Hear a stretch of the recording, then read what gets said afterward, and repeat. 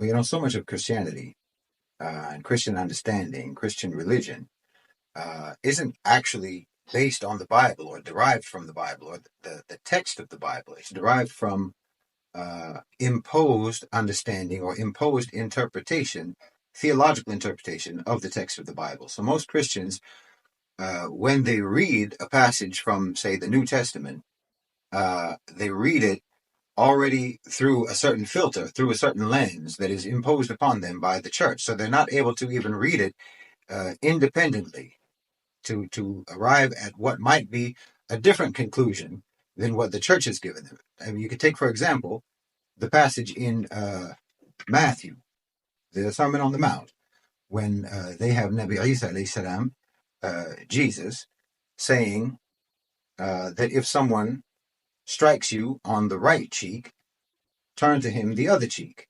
Now, that's been taught that means passivity, being docile, being peaceful, non-resistant. But if you think about it, imagine if when Will Smith went up on the stage at the Academy Awards and smacked Chris Rock, if Chris Rock had stood there and turned the other cheek and said basically, what else you got? Is that all you've got? Turning the other cheek when you've been struck on one side of your face and then you turn the other side of your face, that is an ultimate act of defiance. It's almost braggadocious to show that you didn't hurt me at all. Now let's see what else you can do. It's a defiant gesture. It's not a docile or passive gesture. And then further, they have Jesus alayhi salam saying, if someone sues for your shirt, then give him your coat also. It means you can deprive me of whatever you want to deprive me of, and I'll just give it to you anyway. It doesn't matter. It doesn't hurt me in any way. You can do nothing to me. This is also an act of defiance. And when it says, if someone compels you to walk a mile, go 2 miles. Endurance. Outdo them. Go further. Last longer. This is defiance. This isn't docile. This isn't passive. This is defiant. This is being able to go 12 rounds in a 6-round fight.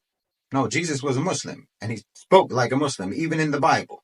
There are still passages in the Bible which we believe may yet contain some kernels of truth. They may bear some resemblance to what Nabi Isa alayhi salam actually said and what he actually taught. And the lessons that Nabi Isa alayhi salam was teaching, even in those passages, don't mean what the church fathers tell you they mean.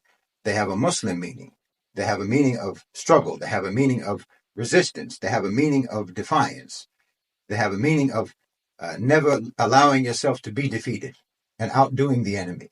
But Christians aren't able to even read the Bible as it is, even though obviously we understand and we know, and it has been proven, we know from the Quran, and then later biblical scholars confirmed what was already in the Quran, that the Bible and the teachings of Nabi Isa alayhi salam, the Injil, the Gospels, have been corrupted, have been changed, have been added on to and subtracted from.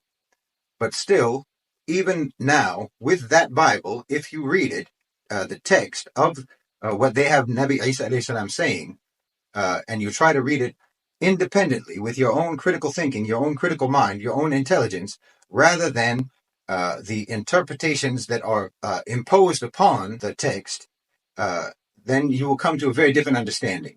And you will be able to recognize that the teachings of Nabi Isa alayhi salam, even as they exist still in the Bible, are consistent with Islam.